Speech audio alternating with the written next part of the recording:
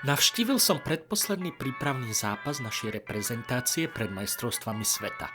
Konal sa v Spišskej Novej Vsi, ktorá má čerstvo zrekonštruovaný štadión.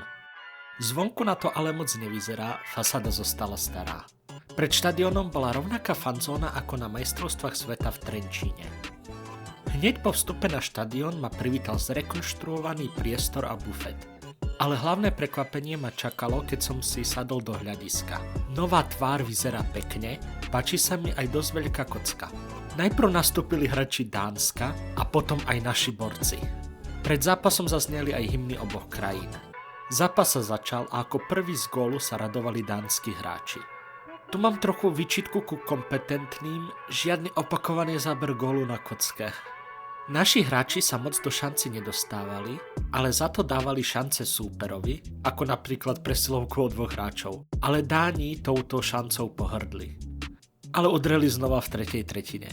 A to hneď dvakrát. A pri gole na 3:0 sa stalo niečo, čo sa tak často nevidí. A konečne dali na kocku opakovaný záber. Gól napokon uznaný nebol a hrali sme 5-minútovú presilovku.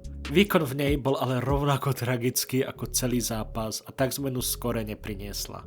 Dánsky hráč Olesen ale potrestal hrubé zaváhanie líšku a skoroval do prázdnej brány.